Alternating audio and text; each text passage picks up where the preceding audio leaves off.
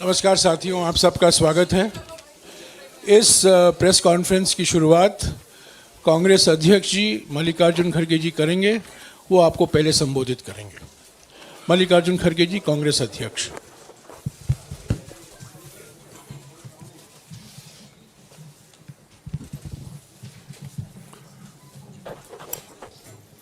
आप सभी को नमस्कार। आज इस प्रेस कॉन्फ्रेंस में हमारे नेता पूर्व अध्यक्ष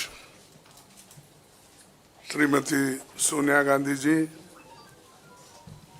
और हमारे पूर्व अध्यक्ष श्री राहुल गांधी जी और मंच पे बैठे हुए हमारे पार्टी के ट्रेजरर, सेक्रेटरीज और दूसरे साथियों, ये विशेष प्रेस कॉन्फ्रेंस है। मैं क्योंकि ये पहली बार हमारे नेता इस चंद इश्यू पे वो कहेंगे और राहुल जी भी अपनी बात आखिरी में रखेंगे। मैं एक आपका समय 7-8 मिनट लूँगा और बाकी डिटेल्स में कुछ कहना है उसको टेक्निकली हमारे ट्रेजरर आपसे संबोधित करेंगे। दोस्तों, ये तो 18वीं लोकसभा के आम चुनाव की घोषणा तो हो चुकी है। देश का हर एक नागरिक इसमें भाग लेने के लिए उत्सुक है। भारत पूरी दुनिया में अपने लोकतंत्र मूल्यों और आदर्शों के लिए जाना जाता है।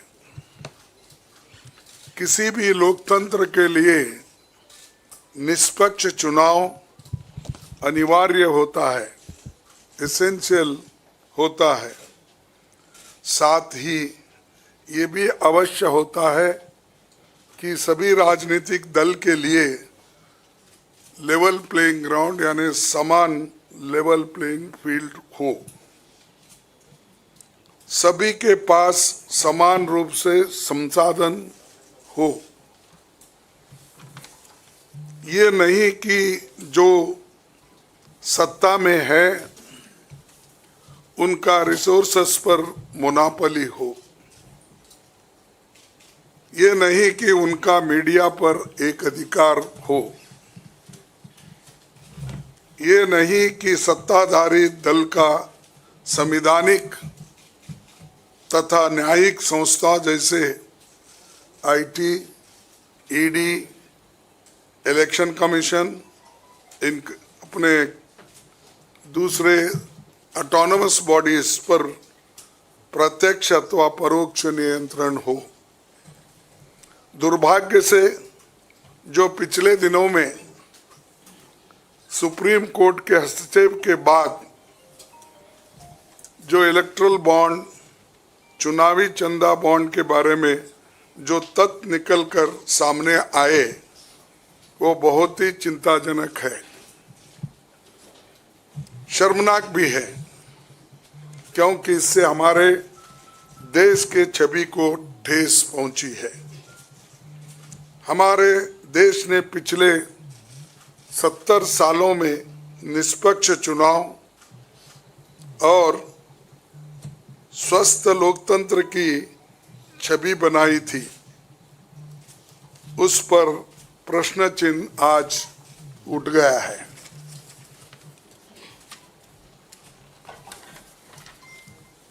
सुप्रीम कोर्ट ने जिस चुनावी चंदा बॉन्ड को इलीगल और अनकॉन्स्टिट्यूशनल कहा, उस स्कीम के तहत मौजूदा सत्ताधारी दल ने हजारों करोड़ रुपए से ज्यादा अपने अकाउंट में भर लिया है। और दूसरी तरफ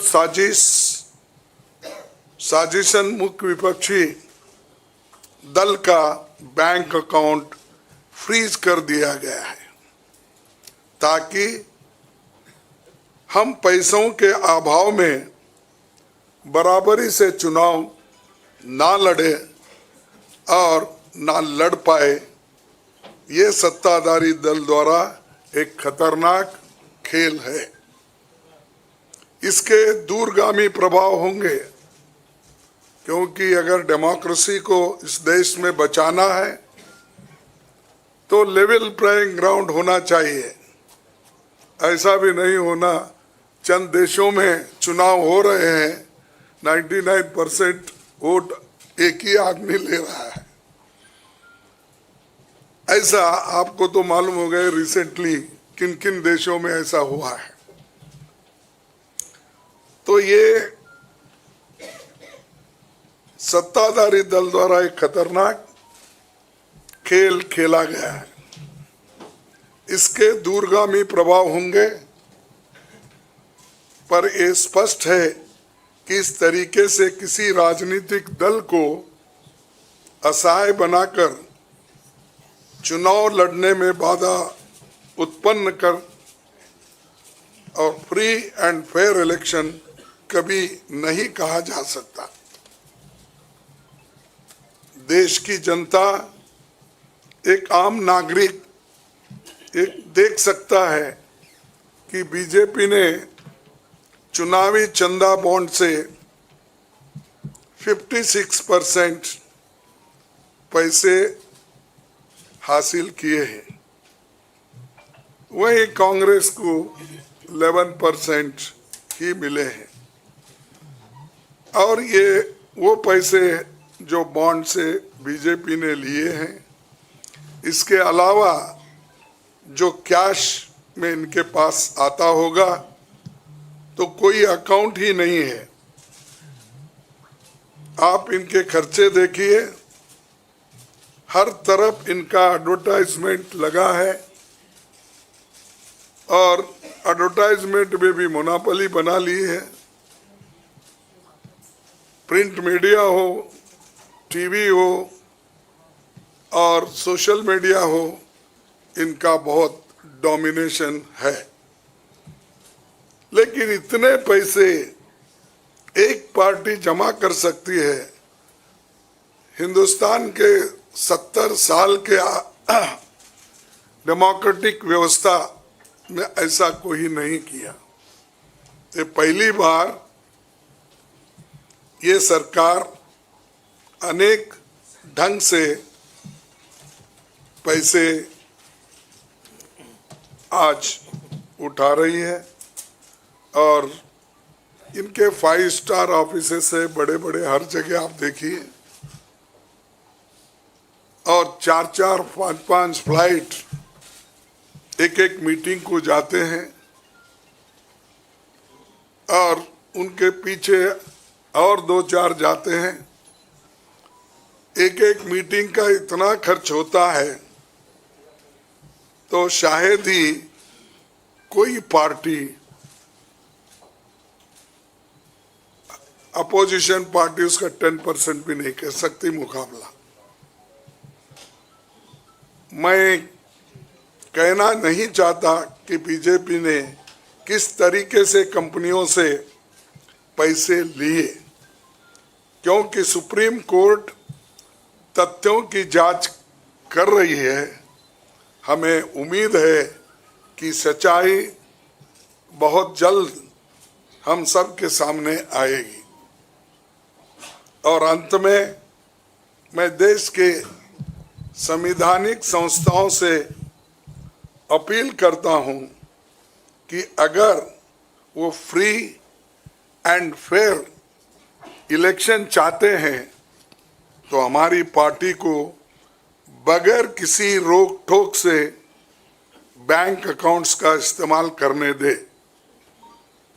और जो इनकम टैक्स का क्लेम है वो अंततः कोर्ट के निर्णय के अनुसार सेटल हो जाएगा। राजनीतिक दल टैक्स नहीं देते, बीजेपी कभी इनकम टैक्स नहीं दी, लेकिन ये लागू सिर्फ कांग्रेस पे हो रहा है। कोई पॉलिटिकल पार्टी इनकम टैक्स के दायरे में नहीं आते। सच है ना? सेटल हो जाए। राजनीतिक दल नहीं आते। बीजेपी ने कभी नहीं दिया अकाउंट। इसके बाद भी अगर हमसे ये मांगा जा रहा है तो हम न्यायालय के अंतिम निर्णय का इंतजार कर रहे हैं, क्योंकि हम चाहते हैं कम से कम न्यायालय तो इस बात को देखे, कानून को देखे, रूल ऑफ लॉ और गवर्नेंस जो संविधान के तहत होता है उसके तरफ तो ध्यान दे दो, क्योंकि आज वो हुकूमत में है, कल दूसरी पार्टी आएगी। लेकिन हमको ये लेवल प्लेइंग ग्राउंड जो हमने पहले से बनाया था, नेहरू जी से लेकर हम 89 और बाकी के लोग भी, जब इवन वाजपेयी थे उस वक्त भी ऐसा नहीं था। लेकिन यहाँ ये 18वीं लोकसभा का चुनाव जो हो रहा है, इसमें हम सब देख रहे हैं, ये कुचल रहे हैं, सप्रेस कर रहे हैं और हमको चुनाव लड़ने के स्थिति में वो नहीं छोड़ना चाहते हैं और पैसे को तंग तबाह करके वो एक तरफा इलेक्शन कर लेना चाहते हैं। लेकिन लोग भी होशियार है, इसको जानते हैं और लेवल प्लेइंग फील्ड बने रहने के लिए ये उनके जो बाधक है और जो हमारे अकाउंट्स फ्रीज किए हैं वो तत्काल उसका रिलीज होना चाहिए और हमको चुनाव में डेमोक्रेसी और संविधान को बचाने के लिए लेवल प्लेइंग ग्राउंड होना चाहिए। धन्यवाद। शुक्रिया कांग्रेस अध्यक्ष जी। मैं अभी हमारे कांग्रेस पार्टी के संसदीय दल के नेता श्रीमती सोनिया गांधी जी से गुजारिश करूंगा कि आपको संबोधित करें।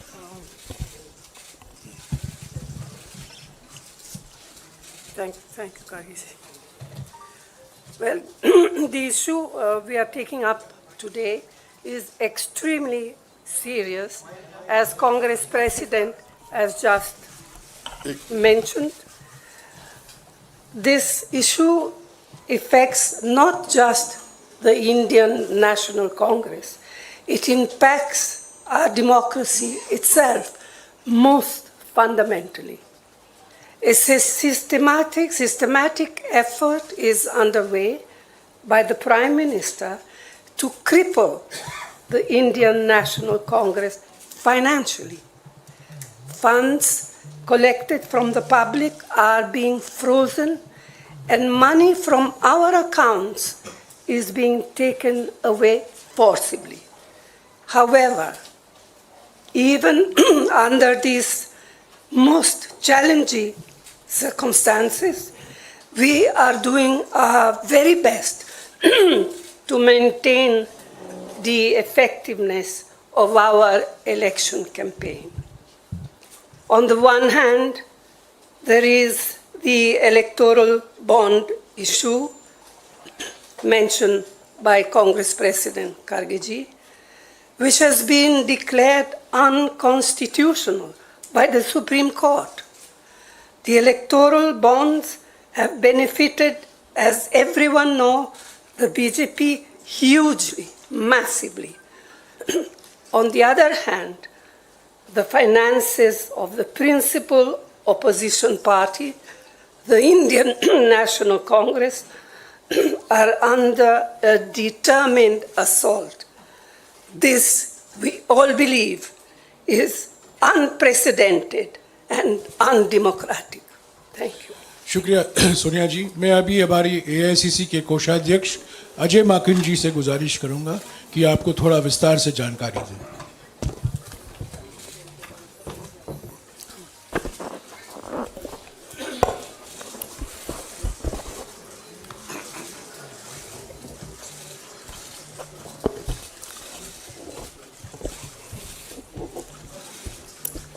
धन्यवाद जयराम जी, आप सब लोगों का बहुत बहुत स्वागत है। अभी हमारे कांग्रेस अध्यक्ष और पूर्व अध्यक्षा ने आप लोगों को बताया कि लोकतंत्र के ऊपर किस प्रकार का खतरा मंडरा रहा है, किस प्रकार से कांग्रेस पार्टी के बैंक खातों के ऊपर हमला हुआ और ये कोशिश करी जा रही है कि फाइनेंशियली कांग्रेस पार्टी को पंगु बना दिया जाए। ये केवल कांग्रेस पार्टी के खातों पे नरेंद्र मोदी सरकार का हमला नहीं है, बल्कि भारत के लोकतंत्र पे हमला है। अगर प्रमुख विपक्षी पार्टी वित्तीय तौर के ऊपर पूरी तरीके से पंगु हो जाए, कोई कार्य नहीं कर सके, पब्लिसिटी के ऊपर पैसा नहीं खर्च कर सके, कैंपेन के ऊपर पैसा नहीं खर्च कर सके, अपने कैंडिडेट्स को पैसे नहीं दे सके, तो फिर चुनाव किस बात का? और चुनाव की घोषणा हो चुकी है। पिछले एक महीने से हमारे अपने बैंक अकाउंट्स में पड़े हुए 285 करोड़ रुपए का हम इस्तेमाल नहीं कर पा रहे हैं। हम लोगों को पब्लिसिटी के लिए अखबारों के अंदर स्लॉट्स बुक करने, हम लोगों को पब्लिसिटी के लिए इलेक्ट्रॉनिक मीडिया के अंदर स्लॉट्स बुक करने, हमको सोशल मीडिया के अंदर इस्तेमाल करना है, हमको पोस्टर छपवाने, हमको पैम्फलेट छपवाने।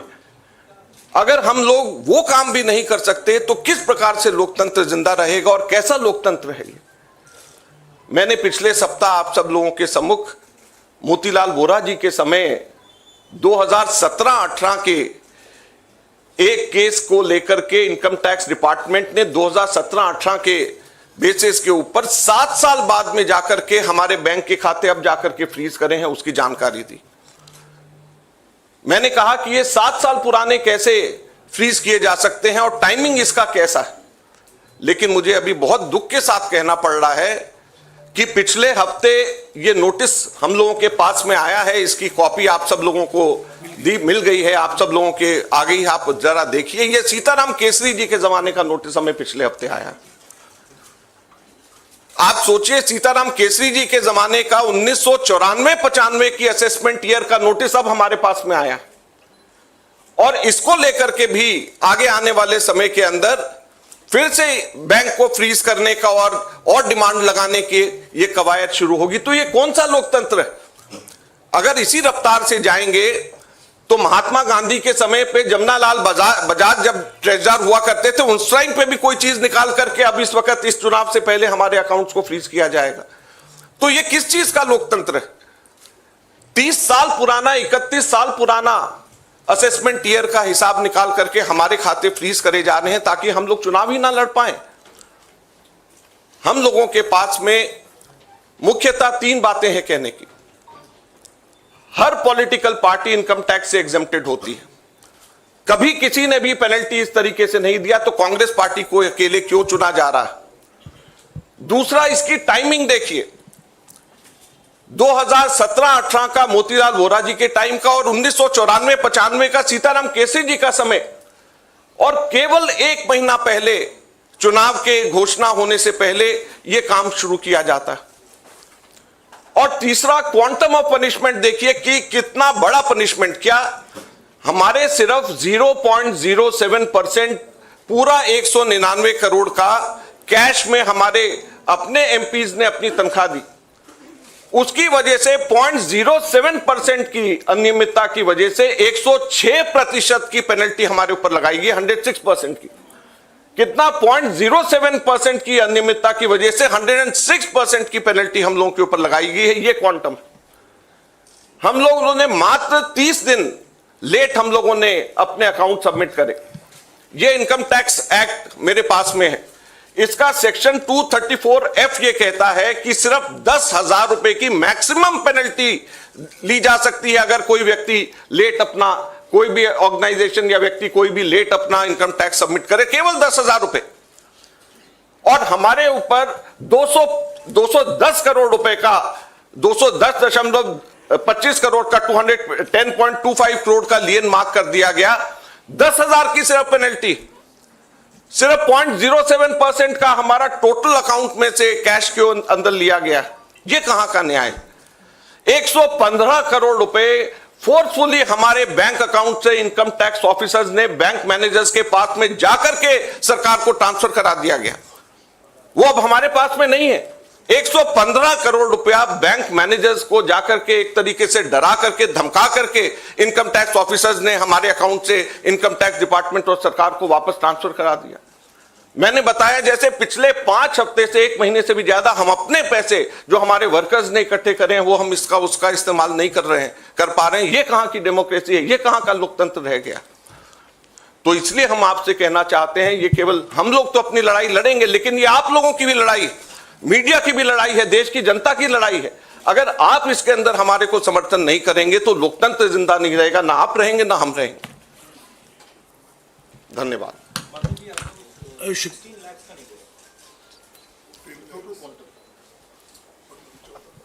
14 हमारा टोटल जो है 14,40,000 बनता है, जो 0.07% है। तो सिर्फ 14,40,000 जो हमारा 0.07% है, उसकी वजह से हमारे को ऊपर 210 करोड़ रुपए से भी अधिक का हमारे ऊपर लियन मार्क करके हमारी पेनल्टी लगाई गई है।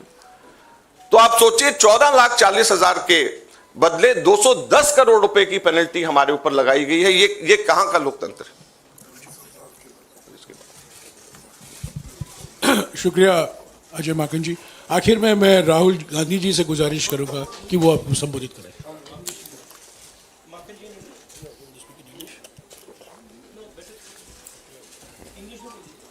ये डिटेल्स आपको अंग्रेजी में अभी अजय माकन जी देंगे। Friends, there has been an assault on Indian democracy. Our accounts have been frozen since last more than 1 month. Since last around 5 weeks or so, we have been unable to utilize our own funds in the bank. You'll be surprised to know that a case, income tax case pertaining to 2017-18, which is 7 years back, on that basis, income tax has served us notice for 210 crores 25 lakh rupees. That amount of lien was marked against the Congress party in all our accounts. And effectively we are unable to utilize our 285 crore rupees, our own money which is lying in the bank. The most important thing is the timing and the exemptions which all the political parties enjoy. When all political parties enjoy income tax exemption, then why is it being slapped on the Congress party?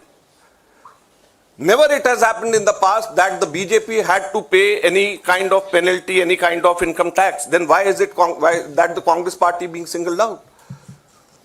The timing is such that 7 years old case, it seems that the BJP was waiting for the elections to come, and just 1 month before the elections were to be announced, they froze our accounts. So imagine how can it be a level playing field? We don't have money to give to our candidates. We don't have money to publish our pamphlets. We don't have money to organize our public meetings. We don't have money to book advertisements in the social media or in the newspapers. So how are we going to fight the elections, or how is democracy still alive in the country where the principal opposition party is unable to spend even a single penny in the elections? And it is not only this, the government has not stopped only on this 2017-18 notice. We have been slapped with another notice last week, and it pertains to 1994-95 during Sitaram Kesri when he was the treasurer. So imagine we are being slapped with a notice, income tax notice, 30 years back, pertaining to account 30 years back, and just at the eve of election, so that we are unable, our accounts are crippled and we are unable to use our own money for the elections. So please, this is the time when it is not only fight for the Congress party, our own fight alone, it is, we have to all fight together to save democracy. The Income Tax Act, section 234F, allows maximum penalty of rupees 10,000 for late submission of income tax returns. Maximum penalty of 10,000 rupees. But on the contrary, Congress party has been slapped a penalty of 210 crore rupees against a violation of just 14,40,000 which we deposited in cash and 30 days delay. So the quantum of punishment is totally unmatched with a trivial small kind of mistake, you may say, or small kind of thing which has been done 7 years back, which can easily be condoned. Thank you very much. शुक्रिया अजीत बाबा। आखिर में अभी राहुल जी आपको संबोधित करेंगे।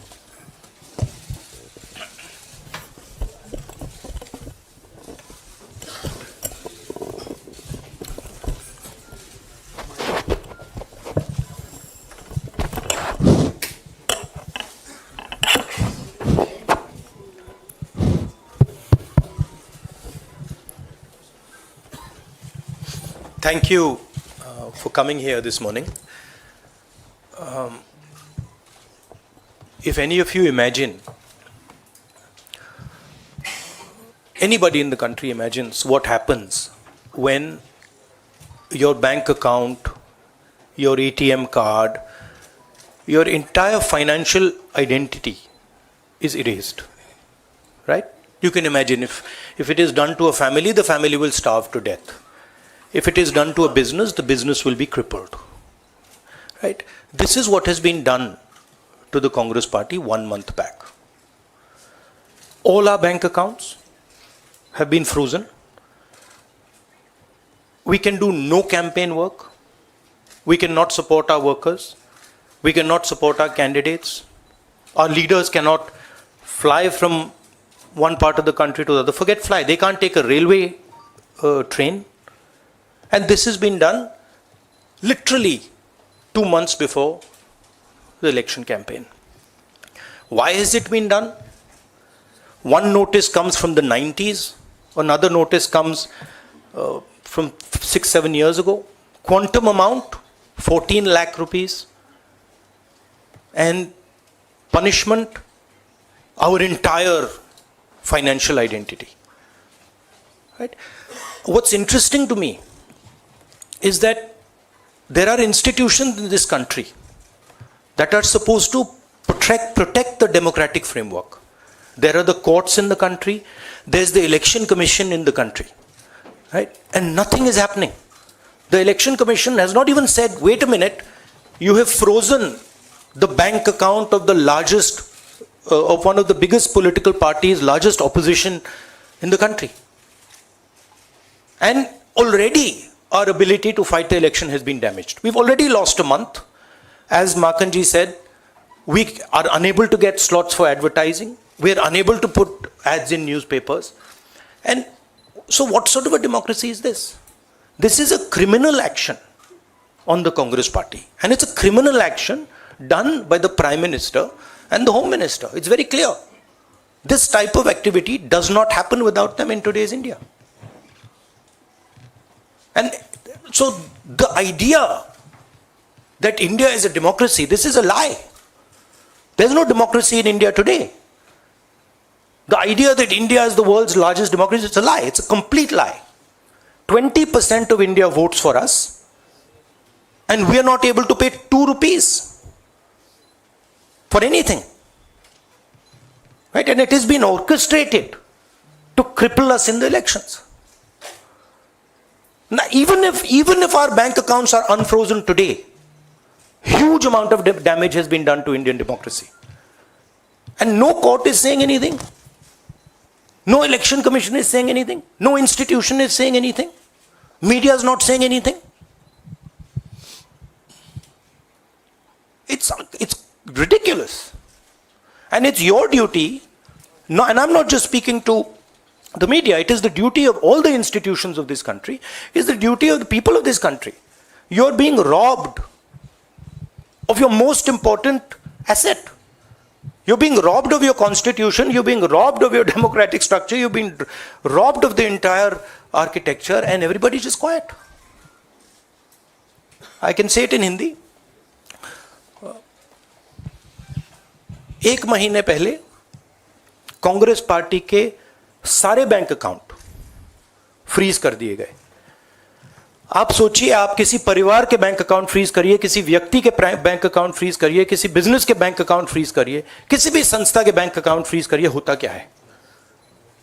एकदम खत्म हो जाता है. अगर आपने किसी परिवार का बैंक अकाउंट फ्रीज कर दिया, भूखे मर जाते हैं. वो कांग्रेस पार्टी के साथ किया जा रहा है. 1 महीने पहले ये हुआ, और किसी संस्था ने, हिंदुस्तान की संस्था ने, किसी कोर्ट ने, किसी इलेक्शन कमीशन ने चूं तक नहीं कहा. सब ड्रामा देख रहे हैं. 20% हिंदुस्तान के लोग कांग्रेस पार्टी को वोट देते हैं। हम 20% लोगों को रिप्रेजेंट करते हैं। और आज हम रेलवे टिकट नहीं खरीद सकते। आज हम अपने नेता को एक शहर से दूसरे शहर नहीं भेज सकते। हम एडवर्टाइजमेंट नहीं लगा सकते। और क्यों? 14 लाख रुपए 7 साल पहले 14 लाख रुपए का इशू है और 200 करोड़ रुपए का फाइन, और सारे के सारे बैंक अकाउंट फ्रीज कर दिए। जब इनकम टैक्स, ये दिखाना मुझे जरा, सॉरी क्या 200 करोड़, जब इनकम टैक्स, साफ इनकम टैक्स की जो एक्ट है साफ कहता है कि ज्यादा से ज्यादा 10,000 रुपए का फाइन लगेगा। तो यह है हिंदुस्तान का लोकतंत्र। यह क्रिमिनल एक्शन है कांग्रेस पार्टी के खिलाफ और हिंदुस्तान के लोकतंत्र के खिलाफ, और यह क्रिमिनल एक्शन हिंदुस्तान के प्रधानमंत्री कर रहे हैं। मेरी विनती है कि जो हिंदुस्तान के इंस्टीट्यूशंस हैं, जो वो अपने आप को हिंदुस्तान के इंस्टीट्यूशंस मानते हैं, डेमोक्रेसी को प्रोटेक्ट करते हैं, लोकतंत्र को प्रोटेक्ट करते हैं, हिंदुस्तान के कोर्ट्स हो, हिंदुस्तान का इलेक्शन कमीशन हो, वो इसके बारे में कुछ करें। और यह कहना कि हिंदुस्तान दुनिया की सबसे बड़ी डेमोक्रेसी, झूठ है। यहां कोई डेमोक्रेसी नहीं है। बिगेस्ट ऑपोजिशन पार्टी का आपने बैंक अकाउंट बंद कर दिया और 1 महीने कोई कुछ नहीं बोल रहा है। केसरी जी के टाइम से नोटिस आया है। तो अजीब सी सिचुएशन है। सब लोग देख रहे हैं और हर संस्था मतलब का रोल है इसमें। कोर्ट्स का रोल है, इलेक्शन कमीशन का रोल है। धन्यवाद। शुक्रिया राहुल जी। साथियों, कांग्रेस अध्यक्ष जी, सोनिया जी, राहुल जी ने और दूसरी ज़रूरी बैठक से निकलकर यहाँ आए हैं आपको संबोधित करने के लिए। उनको उस बैठक में वापस लौट जाना है। आपके सवाल हमारे कोषाध्यक्ष विस्तार से जवाब देंगे। मैं कांग्रेस अध्यक्ष सोनिया जी और राहुल जी को शुक्रिया अदा करता हूँ। शुक्रिया।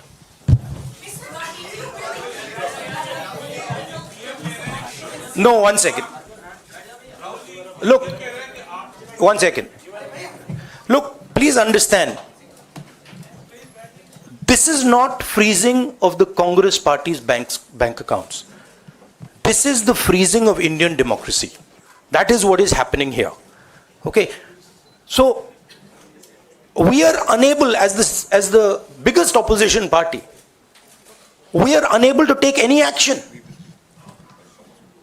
There's no action we are able to take. We cannot send our leaders anywhere. We cannot book advertisements. We cannot do anything.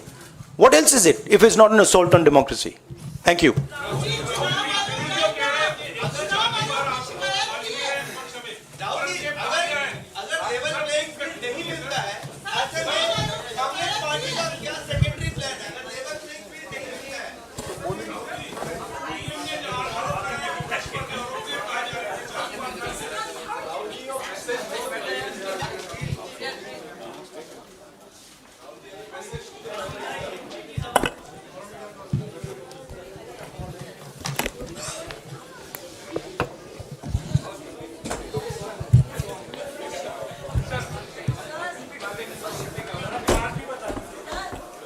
एक मिनट।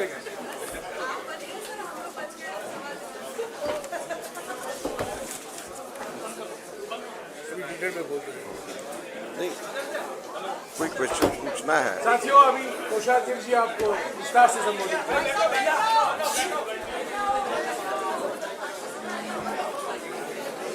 शुरू कर दो यार।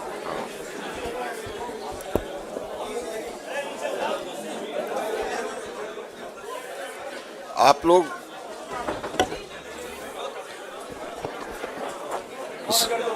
हाँ,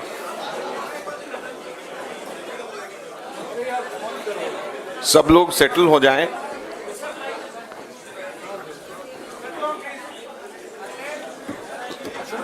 सब लोग सेटल हो जाएं। अभी जैसे हम लोगों ने विस्तार से बताया कि किस प्रकार से हम लोगों के बैंक अकाउंट्स के ऊपर हमला हुआ, अकाउंट्स को एक तरीके से पूरा फ्रीज किया गया। लियन मार्क करे गए हमारे 11 अकाउंट्स कुल 4 बैंक्स के अंदर थे और कुल 210 करोड़ से भी अधिक कुछ बैंक्स के अंदर 135 करोड़, कुछ बैंक्स के अंदर 75 करोड़ रुपए के नोटिस दे करके लियन मार्क किया गया। और इसी बीच में इनकम टैक्स ऑफिसर्स ने खुद जा करके बैंक मैनेजर्स के पास में जाकर के हमारे बैंक से जबरदस्ती हमारे पैसे इनकम टैक्स के अंदर ट्रांसफर कराए, लगभग 115 करोड़ 32 लाख रुपए के अमाउंट के। और वो पार्टी जिसको पूरी ताकत के साथ में चुनाव के अंदर लोकतंत्र की भूमिका निभानी चाहिए, वो पार्टी चुनाव के अंदर लोकतंत्र की भूमिका निभाने की जगह इनकम टैक्स के ऑफिसेज, बैंक के मैनेजर्स के पास में और कोर्ट्स के ऑफिसेज के ऊपर चक्कर काट रही है, वकीलों के साथ में मीटिंग कर रहे हैं बनिस्बत इसके कि हम लोग किस तरीके से लोकतंत्र के इस पर्व में हम शामिल हो उसकी तैयारी करने की जगह। तो आप समझ सकते हैं कि जब हमारे ना केवल रिसोर्सेज बल्कि हम लोगों का समय, हम लोगों की पूरी ताकत इस काम में लगने की जगह कि कैसे लोकतंत्र के पर्व में शामिल हो, उसकी जगह के ऊपर कैसे अपने बैंक अकाउंट के अंदर अपने पैसों को बचाया जा सके उसमें लगे, तो किस तरीके से लोकतंत्र के अंदर लेवल प्लेइंग फील्ड हो सकता है। तो इस बारे में मैंने पूरी अभी जानकारी दी है। आप लोग कोई प्रश्न इस पे पूछना चाहें, और मेरा स्टेटमेंट भी सर्कुलेट हुआ है, आप लोग कुछ प्रश्न पूछना चाहें तो बेशक आप पूछ सकते हैं।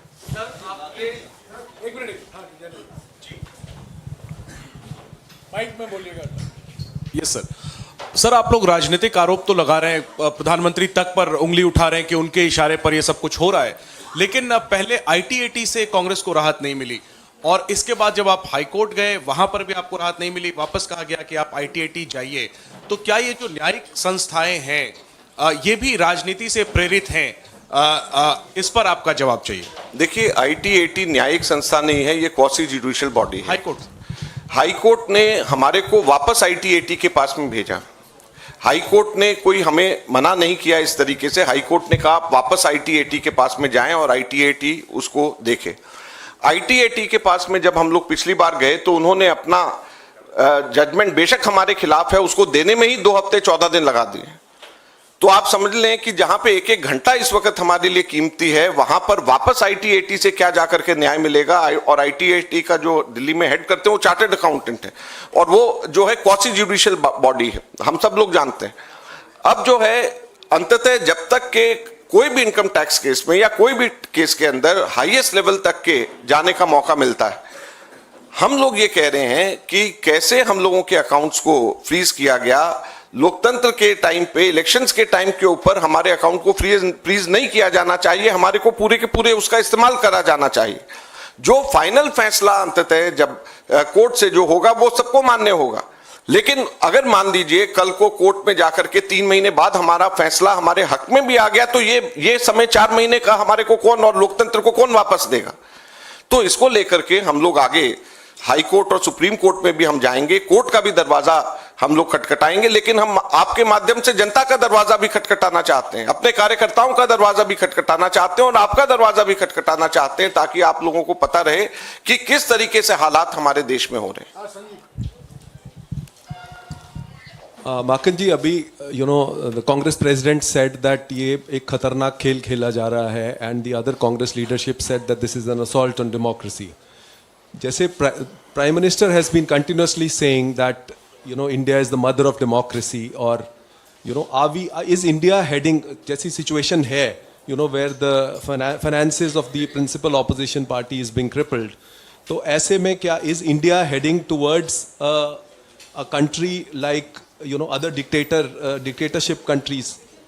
Is it heading where the elections is one-sided and 95% votes goes? As the treasurer of principal opposition party, I can say there is no democracy.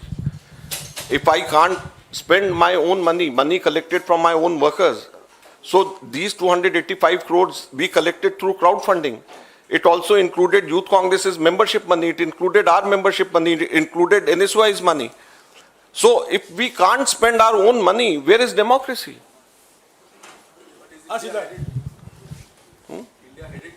It is already there.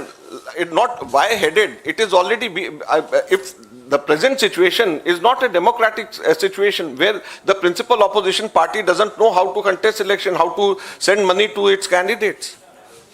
Madhav sir, आप लोग की ये एक आपने तकनीकी पहलू तो आप इनकम टैक्स का सब बताए, लेकिन बात आज आप लोगों ने मंच से राजनीतिक करी है, राजनीतिक पहलू पे बात करी है।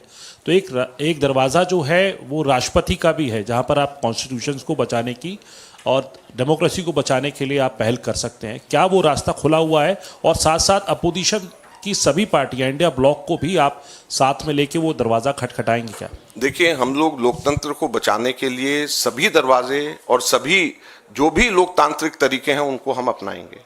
कोई भी ऐसा दरवाजा नहीं है जिसको हम छोड़ेंगे और कोई भी लोकतांत्रिक तरीका ऐसा नहीं है जिसको हम अपनाने से परहेज करेंगे। हर लोकतांत्रिक तरीका अपनाया जाएगा और हर लोकतांत्रिक दरवाजा लोकतंत्र का खटखटाया जाएगा, क्योंकि ये लोकतंत्र को बचाने का सवाल है।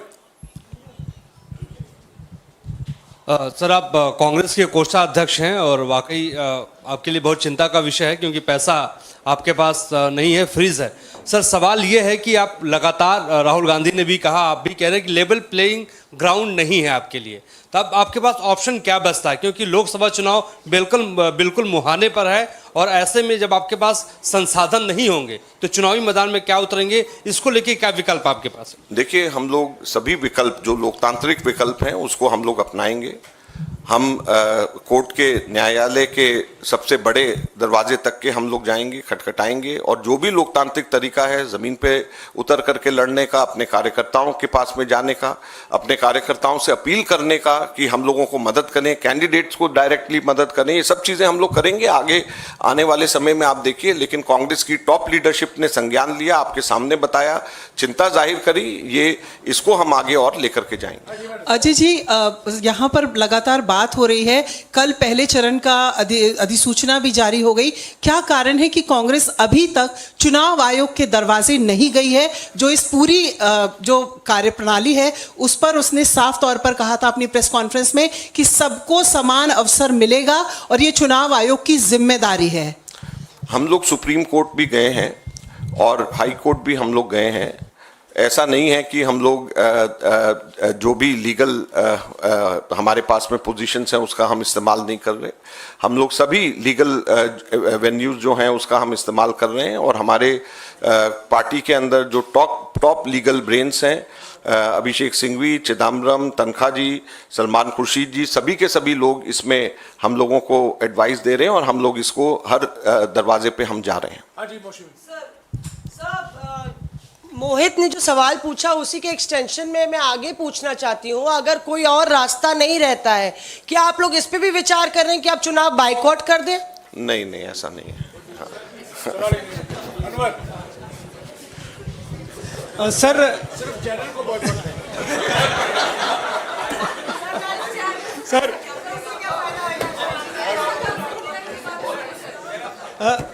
सर आप टैक्स रिटर्न के मामले में कांग्रेस का अकाउंट फ्रीज हुआ है।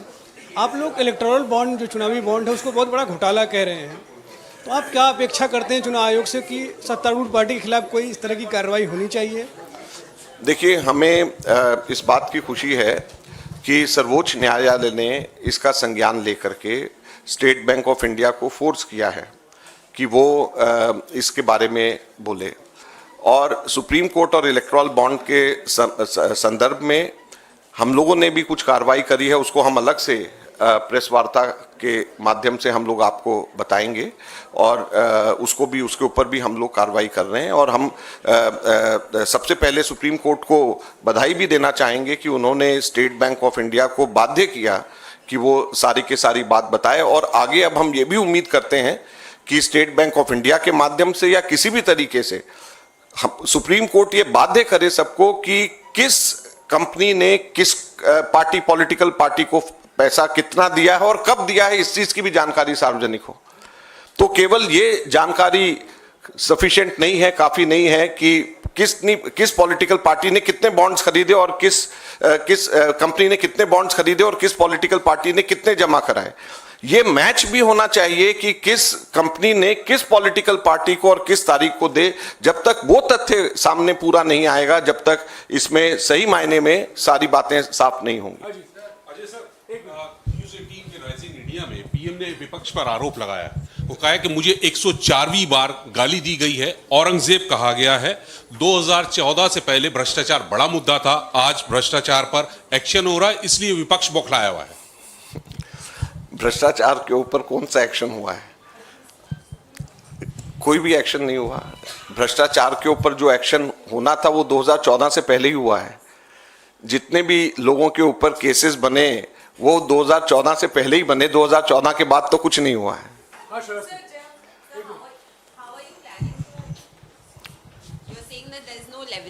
You're saying that there's no level playing field with the freezing of your accounts. So how are you planning to take this message forward to the people of the country that the level playing field is being deprived to the Congress party?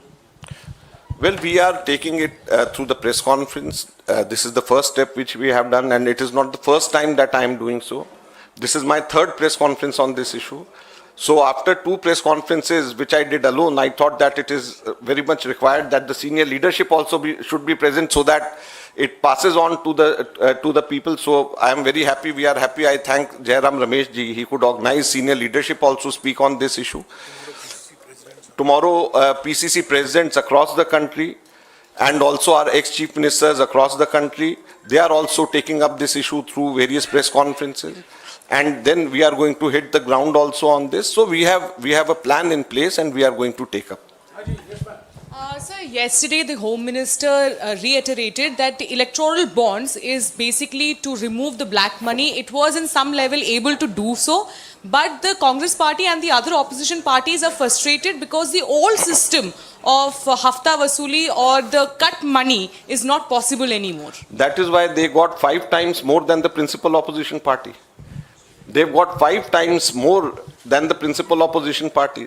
That is why they are unable, the SBI is unable to tell so far which company has given how much to a political party and when. So if it is not black money, then it should be open. Then all the companies, which company has given to which political party and when, should be open. Let me answer your question. We have done an analysis, which I will be putting out shortly. Out of the 8,000 crores of electoral bonds that the BJP has got, we have been able to directly correlate 4,000 crores of electoral bonds with 4 lakh crores of contracts. This is Chanda Do, Dhanda Lo. That's all it is. This is Chanda Do, Dhanda Lo. 4,000 crores out of 8,000 crores is directly linked with 4 lakh crores worth of contracts awarded by the government of India, not by any state government, awarded by the government of India. So the Home Minister should get his facts right. Thank you.